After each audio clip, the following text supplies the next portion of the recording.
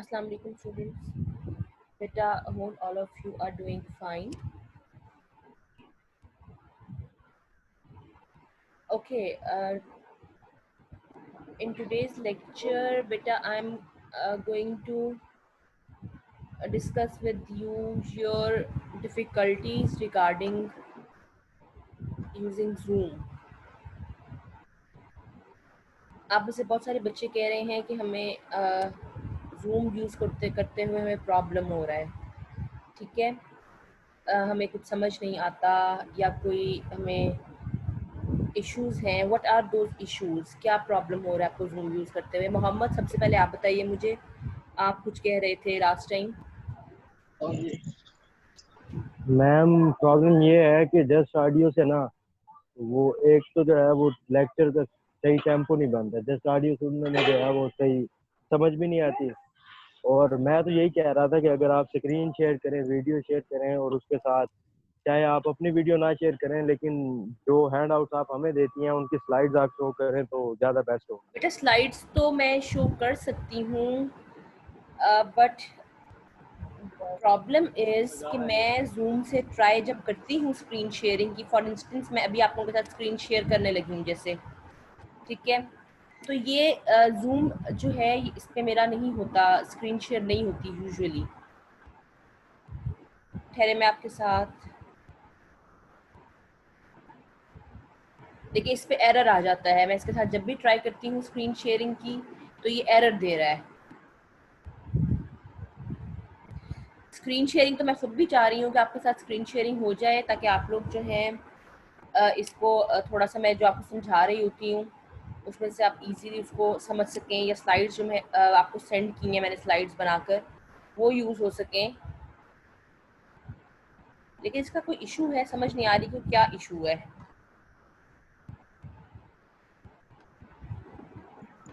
Ma'am अगर वो आप इस इशू को रिजॉल्व कर लें तो हमारे लिए ज़्यादा बेस्ट होगा, बाकी जैसे आपको मुनासिब लगे।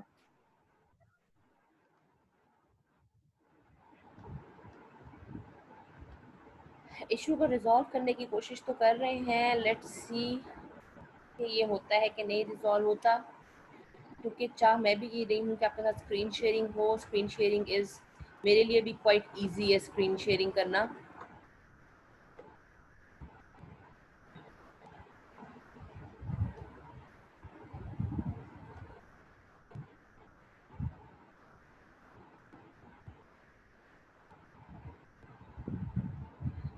अच्छा, एनीवन एल्स? और कोई प्रॉब्लम बताइए, इसके अलावा क्या प्रॉब्लम है?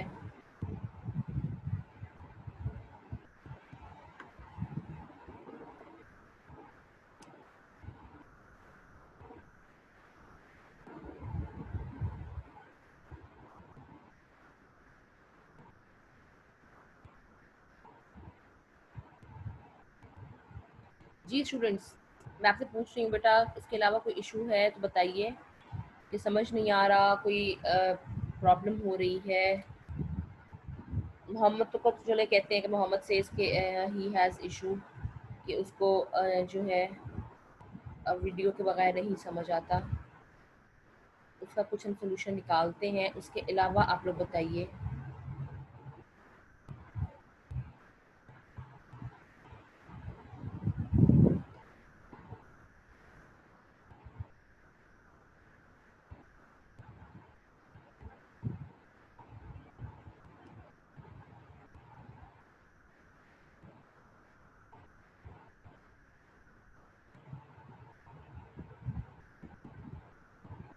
अच्छा, अब आपको स्क्रीन शेयर हो रही है? कुछ नज़र आ रहा है आपको बेटा?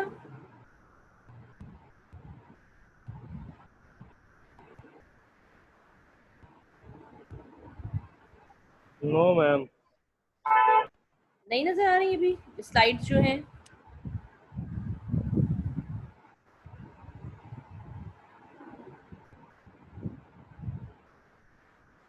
नो मैम, नहीं नजर आ रहा।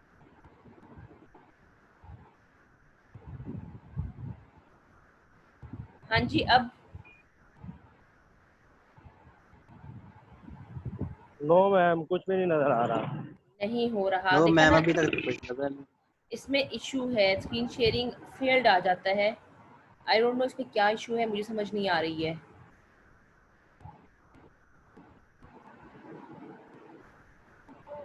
मैम ऐसे ही ठीक है। इसका सोल्यूशन यही है बेटा कि आप लोग जो है इसको जो मैं हैंडआउट्स आप लोगों को इसलिए पहले भेज देती हूँ, स्लाइड्स भी इसलिए पहले भेज देती हूँ कि जब मैं आपको पढ़ा रही होती हूँ आप उसको खोल के रखें अपने सामने, ठीक है। आपके पास जब वो सामने होंगी तो आप एटलीस्ट उसमें से आपको पता चल जाएगा कि इस टाइम में कौन सी चीज़ को आपके साथ डिस्कस कर रही हूँ।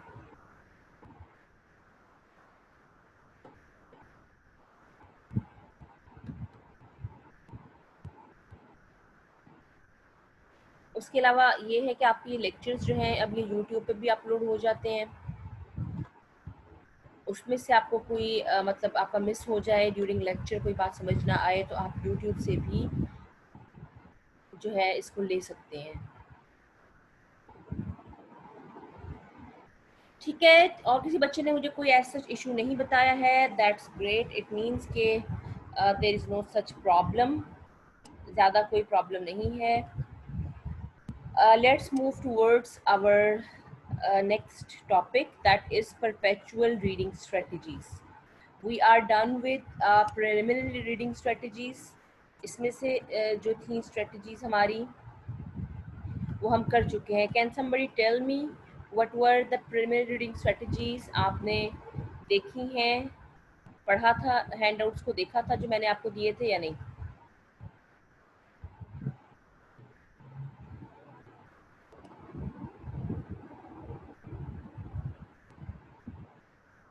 Yes, I'm asking you, beta students. You can unmute yourself and tell me, have you read the handouts I gave you for the previous lecture?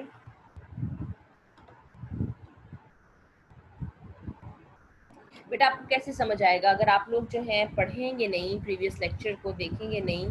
How can you understand your lecture? आपको समझ नहीं आ सकता है, ठीक है। इसके लिए ज़रूरी है कि आपको जो पढ़ाया जा रहा है, थोड़ा सा एक हर्डल तो है, obviously this is not a face to face communication, classroom वाली जो है सिचुएशन नहीं है। मैं आपको बार बार यही बता रही हूँ कि इसमें आपको इश्यूज़ तो होंगे, लेकिन उन इश्यूज़ को ओवरकम करना है, बजाय इसके कि आप डीमोटिवेटेड होकर बैठ जाएं कि हमें तो कुछ पता नहीं चल रहा, हमें कुछ समझ नहीं आ रहा। थोड़ी सी आपको एफर्ट करनी पड़ेगी, ठीक है। थोड़ी थोड़ी भी नहीं बल्कि डबल एफर्ट करनी पड़ेगी। अगर आप 50% एफर्ट करते थे क्लासरूम में तो you have to show your 100% over here, ठीक है। अगर आप लोग जो है साथ साथ नहीं करेंगे चीज़ें, साथ साथ नहीं समझेंगे, मैंने आप लोगों को कहा था कि अपने जो है इनके जो आपको बुक्स दी गई है आपको बुक ये वाली, इसमें से अपने हैंडआउट्स जो हैं वो प्रिपेयर करें, अपने एग्ज़ाम के पॉइंट ऑफ व्यू से अपने असाइनमेंट्स प्रिपेयर करनी स्टार्ट करें और वो आप मुझे सबमिट करवाएंगे। लेकिन मुझे कोई एज सच एफर्ट आप लोगों के बिहाफ पर नज़र नहीं आ रही है। So please make it sure कि आप लोग साथ साथ पढ़ें, साथ साथ मेरे साथ डिस्कस करते जाएं। नेक्स्ट लेक्चर में जब मैं आपसे पूछती हूँ कि प्रीवियस लेक्चर में कोई कंफ्यूजन नहीं है, तो आपको पता हो कि प्रीवियस लेक्चर में हमें कोई प्रॉब्लम है या नहीं है, और वो आप शेयर कर सकें कि कोई प्रॉब्लम है आपको, ठीक है। बेसिकली हम क्या पढ़ रहे हैं, हम क्रिटिकल रीडिंग, एक किसी भी चीज़ की, किसी भी टेक्स्ट की, बुक की एक क्रिटिकल रीडिंग किस तरह से की जाती है, ठीक है। उसमें हमने प्रिलिमिनरी रीडिंग स्ट्रेटजीज पढ़ी थी सारी, मैंने आपको one by one in detail discussion की थी कि वो कौन सी होती हैं। उसमें भी डिवीजन हुई थी बेसिक स्ट्रेटजीज में, प्रिलिमिनरी और फिर बेसिक में। प्रिलिमिनरी में हमने SQ3R पढ़ा था, यानी कि survey, question, read, recall and review. कि जब आप कोई बुक या कोई चीज़ दी जाती है तो उसको किस तरह से सर्वे होता है, उसमें आप क्वेश्चन किस तरह से रेज करते हैं कि आप क्यों पढ़ रहे हैं ये बुक या कोई भी आर्टिकल क्यों पढ़ रहे हैं। पढ़ने के बाद आप रिकॉल करना बहुत ज़रूरी होता है, अगर आप इंपॉर्टेंट पॉइंट्स रिकॉल नहीं करेंगे आपको वो चीज़ भूल जाएगी। फिर रिव्यू होता है कि आप उसको रिव्यू करते हैं, देखते हैं, दोबारा से सोचते हैं, उसके इंपॉर्टेंट कोई देखते हैं कोई चीज़, कोई गैप्स रह तो नहीं गए, उसके मेन पॉइंट्स को आइडेंटिफाई करते हैं, ठीक है। फिर उसके बाद था बेसिक रीडिंग स्ट्रेटजीज़। इसमें मैंने बताया था स्किमिंग है, स्कैनिंग है। स्किमिंग होता है कि जल्दी जल्दी टेक्स्ट को देख के उसका आइडिया लेना कि इसमें क्या बात की जा रही है, ठीक है। फिर उसके अलावा मैंने बताया था इसमें प्रिडिक्टिंग है, प्रिडिक्ट करना, यानी कि पहले से कुछ सोच के बताना कि इसमें क्या बात हो सकती है, क्या हुई होगी इसमें बात, थोड़ा सा पढ़ के ब्रेनस्टॉर्मिंग करते हैं, अपने माइंड को थोड़ा सा यूज़ करते हैं और सोचते हैं कि इसमें क्या किया क्या बात डिस्कस की जा सकती है, क्या हुई होगी बात, ठीक है। स्कैनिंग होता है, कुछ इस तरह के वर्ड्स को स्कैन कर लिया जाए, इंपॉर्टेंट आपको जो लगे वर्ड्स, उसके थ्रू आप अंडरस्टैंड करने की कोशिश करें, पूरा टेक्स्ट ना पढ़ें, लेकिन उसके थ्रू आप अंडरस्टैंड करें उस आर्टिकल को या उस पीस ऑफ टेक्स्ट को कि इस पर क्या बात की जा रही होगी, उसके थ्रू समझ आ जाए। सर्च रीडिंग होता है, आइडियाज़ को सर्च करना कि इसमें क्या आइडियाज़, क्या बात डिस्कस हो रही होगी। फिर आइडेंटिफाइंग मेन आइडियाज़ के उसके मेन पॉइंट्स जो हैं, के राइटर जो है मेन पॉइंट्स कौन से डिस्कस कर रहा है उसको आप ढूंढ लें, ठीक है, उसमें से आपको समझ आ जाएगा। आप फुल डिटेल आपको नहीं पढ़ना पड़ेगा। केयरफुल रीडिंग, कि आपने बहुत स्लोली और केयरफुली पढ़ना है, हर वर्ड पे आपको देखना है कि उसका मीनिंग क्या है, उसका टेक्स्ट में किस कॉन्टेक्स्ट में बात हो रही है। इन्फरिंग मतलब आप जो है मीनिंग जो है उसमें से एक्सट्रैक्ट करें, निकालें कि राइटर ने जो बात वाज़े तौर पे नहीं की है आप उसको इन्फर करें कि क्लियरली नहीं की, लेकिन आप इन्फर करके बता सकते हैं कि हाँ ये वाली बात इस तरह से राइटर कहना चाह रहा है, ठीक है। डीलिंग विद अनफेमिलियर वर्ड्स, अगर कोई इस तरह के वर्ड्स आ जाते हैं कि आपको समझ नहीं आ रही है तो उसके लिए क्या ज़रूरी होता है कि आप उसका कॉन्टेक्स्ट देखें। कॉन्टेक्स्ट मीन्स के किस कॉन्टेक्स्ट में, किस बैकग्राउंड में वो बात की जा रही है, ठीक है। आपने उस वर्ड को इस तरह से देखना है कि आपको समझ आ जाए। अगर वो वर्ड आपको समझ नहीं आ रहा तो आप उसको, बजाय डिक्शनरी आपके पास अवेलेबल नहीं है, तो आप क्या करेंगे कि आप देखेंगे कि किस बैकग्राउंड में बात हो रही है, उससे आपको एक आप एज्यूम कर लेते हैं इसका यही मीनिंग होगा और वो आपको बात समझ आ जाती है, ठीक है। ये थी सारी आपकी preliminary reading strategies. Let's move towards perpetual reading strategies. Perpetual क्या होता है? परपेचुअल इज बेसिकली हमने कहा जाता है परमानेंट, यानी कि एंडलेस, यूजुअली हम कहते हैं परपेचुअल को। तो ये एंडलेस यानी कि परमानेंट, या फिर हम कहेंगे कि ये जो है ये जो है फाइनल रीडिंग स्ट्रेटजीज जो हैं ये कौन सी हैं और ये हमें कितना हेल्प आउट कर सकती हैं, ठीक है। वो इनिशियल थी जो रीडिंग स्ट्रेटजीज थी, जो आपने रीडिंग से पहले मतलब पढ़नी थी, ये परपेचुअल होती हैं, जो कि रीडिंग के बाद आपके जो हैं, जब when you go through it तो आपको रीडिंग के बाद जो काम आएंगी, these are called perpetual reading strategies, ठीक है।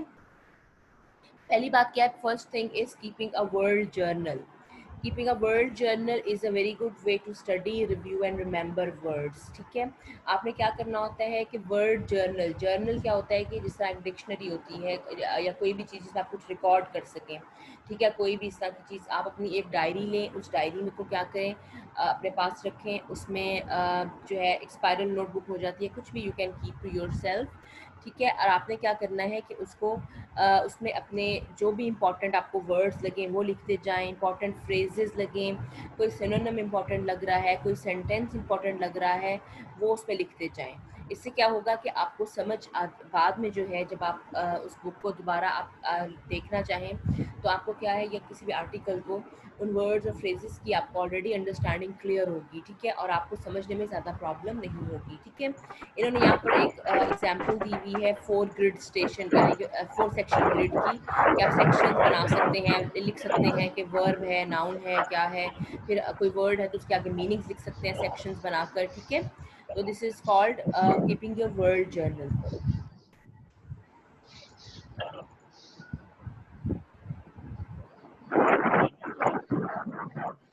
अच्छा, फिर है गेसिंग word meanings from the context. Number 2 क्या है कि कॉन्टेक्स्ट से, यानी कि किसी भी जिस बैकग्राउंड में बात की जा रही है उससे जो है गेस करना मीनिंग्स को, ठीक है। कि आपके पास फॉर इंस्टेंस डिक्शनरी नहीं है, या फिर आपके पास इतना टाइम नहीं है कि आप हर वर्ड के लिए डिक्शनरी को यूज़ करें, तो आपको ये पता होना चाहिए कि इस पर्टिकुलर आर्टिकल में या कोई बुक है, जो भी चीज़ आप पढ़ रहे हैं, इसमें क्या बात की जा रही है, ठीक है। जब आपको कॉन्टेक्स्ट पता होगा कि हाँ ये बात डिस्कस हो रही है, तो आप यूजुअली उस वर्ड को जो है उसके कॉन्टेक्स्ट से उसके मीनिंग को गेस कर सकते हैं, कि आप अंदाज़ा लगा लें कि हाँ इसका मीनिंग ये होगा, ठीक है। दिस इज़ कॉल्ड गेसिंग। तो गेसिंग जो है ये बड़ी इंपॉर्टेंट चीज़ होती है। इसमें आपको सिनोनिम्स मुख्तलिफ जो हैं उनको मतलब आपको समझना पड़ता है, ठीक है, कि उसमें क्या सिनोनिम है तो उसका क्या पता होना, आपको वर्ड का पता होना चाहिए, आप गेस कर सको सिनोनिम को। मेटाफर्स अगर यूज़ हो रहे हैं तो उनका आपने देखना है कि किस तरह से वो यूज़ किए जा रहे हैं। ऑपोजिट वर्ड्स यूज़ हो रहे हैं तो आपने उसको जो है एनालाइज करना होगा, ठीक है, कि ये किस बैकग्राउंड में ये बात की जा रही है। इसी तरह से मुख्तलिफ़ किस्म के आपको जो भी वर्ड्स होंगे you can understand from them. अच्छा, इसमें आपको बेटा ये देखें, आप पेज नंबर 20 पे मैं आपको पढ़ा रही हूँ, इस पर आपको टास्क दिए गए हैं। 21 पेज पर आइए। इसमें देखिए जो है एक कुछ सेंटेंसेस दिए गए हैं और इसमें अंडरलाइन किया गया है उन कुछ वर्ड्स को। क्या अब आपको इन वर्ड्स के मीनिंग्स नहीं पता, ठीक है, उसमें क्या होता है कि अब आपने उसके बैकग्राउंड में गेस करना है कि इसमें क्या मीनिंग, क्या इसमें मतलब ये वर्ड्स क्या मीनिंग दे रहे होंगे। नंबर 1 देखिए, in American society the nuclear family is the unit that regularly eats together. अब न्यूक्लियर फैमिली का आपने मीनिंग जो है गेस करना है कि क्या हो सकता है इसमें मीनिंग। अमेरिकन सोसाइटी की बात हो रही है, पूरा सेंटेंस जब आप देखेंगे तो उसके आगे पीछे देखें उस वर्ड के कि क्या क्या बात की जा रही है।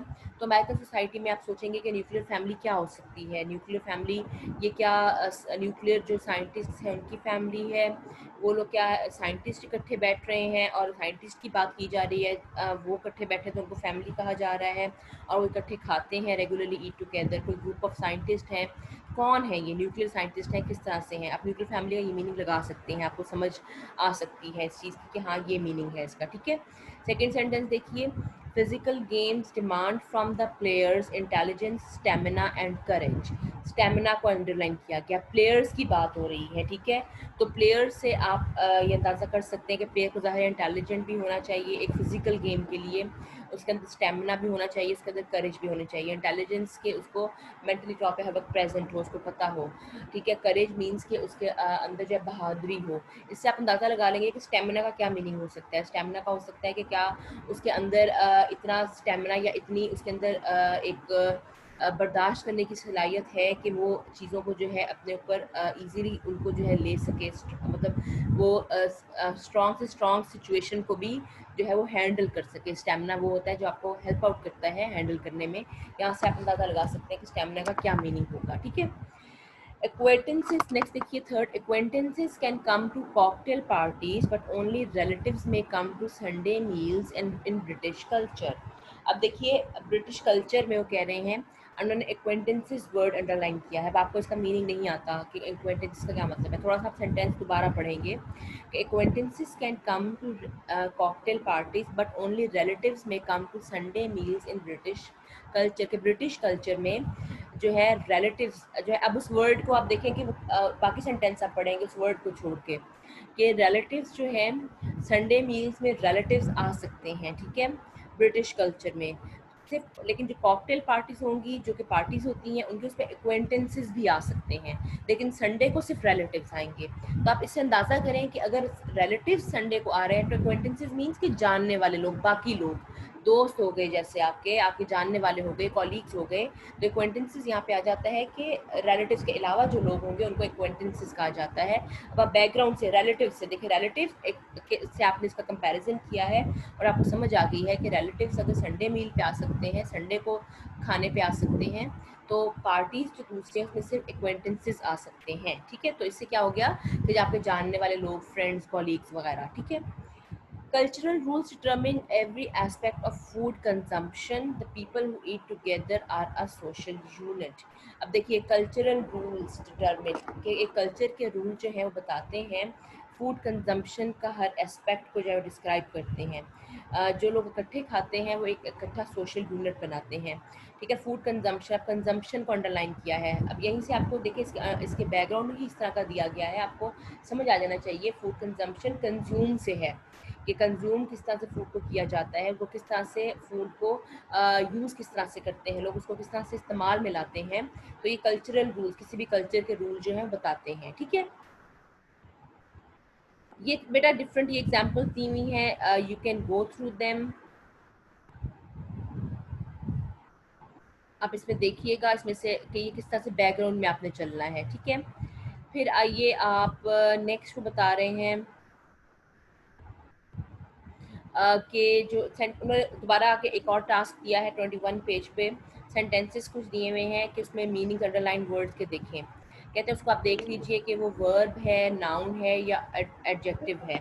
फिर जब आप ये उसको एक उसका अंदाज़ा लगा लेंगे कि वर्ब है, नाउन है या एडजेक्टिव है, तो आपको उसके लिए मीनिंग ढूंढना भी उसका ईजी होगा। ठीक है, जिस तरह ये देखिए टेबल दिया हुआ है, सेंटेंस है और फिर उसमें बताया गया है कि पार्ट ऑफ स्पीच आपने बताना है। For example in some religion, the second sentence देखें, the gods and goddesses are the form of animals but in other they are एंथ्रोमॉर्फिक।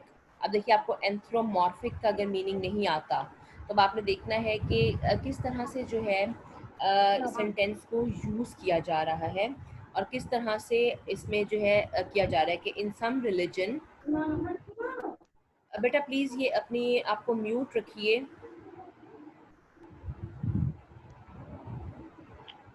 कि आपकी आवाज़ जो है इसमें बेटा नहीं आनी चाहिए। मैंने आप लोगों को म्यूट किया भी हुआ है।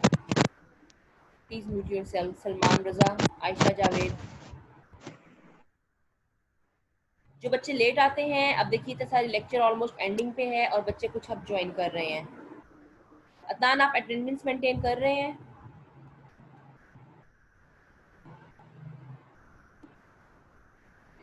जी अच्छा, हम सेंटेंस कर रहे थे। In some religions the gods and goddesses are the forms of animals but in others they are anthropomorphic. अब देखिए आप इसमें कि इसमें कहा जाता है कि कुछ रिलीजन्स हैं उसमें गॉड्स एंड गॉडेसेस जो होते हैं वो एनिमल्स की फॉर्म में भी होते हैं। जिस तरह आप देखिए जो हिंदू कल्चर है उसमें काऊ को जो है गॉडेस माना जाता है। ठीक है, but in others they are anthropomorphic. अब आपने गेस लगाना है, ठीक है, कि ये जो है क्या इसका गेस हो सकता है कि देखिए एनिमल्स की बात हो रही है तो एनिमल्स का ज़रा ऑपोजिट अगर देखें तो हमारे जहन में ह्यूमन बींग्स आ सकता है। ह्यूमन एंथ्रोमॉर्फिक होता है, मॉर्फिक मीन्स के रिलेटेड टू ह्यूमन बींग्स। ये कहते हैं कुछ इसमें जो है गॉड्स एंड गॉडेसेस एनिमल्स होते हैं लेकिन कुछ में क्या है, कुछ ह्यूमन बींग्स जो हैं उनको भी गॉड्स एंड गॉडेसेस जो है कंसीडर किया जाता है। तो आपने इसके उसके आइडिया लेना है बाकी सेंटेंस से कि इसमें एंथ्रोमॉर्फिक का क्या मीनिंग हो सकता है। आप नेक्स्ट सेंटेंस देखिए। The government, the military, and some religions have a strict hierarchy, an organized system with lower and higher ranks. अब देखिए हायरार्की को अंडरलाइन किया गया है।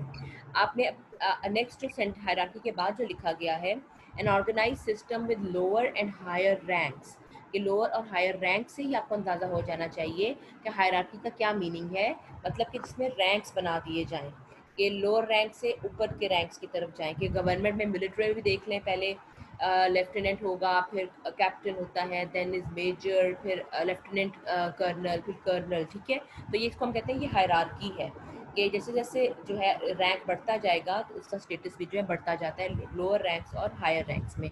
आपने लोअर और हायर रैंक से ही अंदाज़ा लगा लेना है कि हायरार्की का मीनिंग क्या है। ठीक है, fishing in ocean is hazardous as at this time of year because there are often sudden violent storms at sea। कि अब हैजर्डस का आपने मीनिंग बताना है, तो अब आपको हैजर्डस का मीनिंग नहीं आता तो आप क्या इसको दोबारा सेंटेंस को देखेंगे कि fishing in the ocean is hazardous at this time of year, कि इस वक्त में जो आज का टाइम है, साल का जो ये वक्त होता है, इसमें फ़िशिंग जो है क्या है, क्योंकि स्टॉर्म्स आते हैं, वायलेंट स्टॉर्म्स आते हैं। अब स्टॉर्म तूफ़ान से आप अंदाज़ा लगा लेंगे कि हैजर्डस का मतलब क्या है, कि फ़िशिंग करना तूफ़ान के अंदर ख़तरनाक है। हैजर्डस मीन्स डेंजरस, ख़तरनाक है। ठीक है, ये सेंटेंसेस बेटा इनकी एग्जांपल्स भी जो है ये देख लीजिएगा आप लोग, you can understand it easily. ये हमने कौन सी है, ये सेकंड हमारी जो है परपेचुअल रीडिंग स्ट्रेटजी हम पढ़ रहे थे, गेसिंग द मीनिंग्स, कि आपने गेस किस तरह से करने हैं। ये कुछ एग्जांपल्स के थ्रू बताया गया था कि how you can guess the meanings of the words which you don't understand. Next जो है अंडरस्टैंडिंग कॉलोकेशंस, ये हम लोग कल वाले लेक्चर में इंशाल्लाह करेंगे। हमारा टाइम जो है ऑलमोस्ट अप हो चुका है आज के लेक्चर का। तो नेक्स्ट अब इसको अब सिर्फ 2 पॉइंट्स मैंने आज आपसे डिस्कस किए हैं। ठीक है, 22 पेज तक आपने इन दोनों पॉइंट्स को आज पढ़ना है और देखना है। अगर कोई चीज़ समझ नहीं आती तो कल आप मुझसे क्वेश्चन करेंगे। ठीक है, ये अपने हैंड आउट्स जो मैंने आपको दिए हुए हैं इनको आप पढ़ें, देखें। If you still not understand anything तो यू कैन आस्क मी। अभी भी कुछ समझ नहीं आया तो you can ask me on WhatsApp group, because यहाँ पर हमारा टाइम जो है ऑलमोस्ट जो है हो चुका है कवर। ठीक है, चलिए सी यू टुमारो देन। टुमारो हमारा लेक्चर इंशाल्लाह कल हमारा 9 o'clock ही होगा। चलिए ओके, अल्लाह हाफिज़।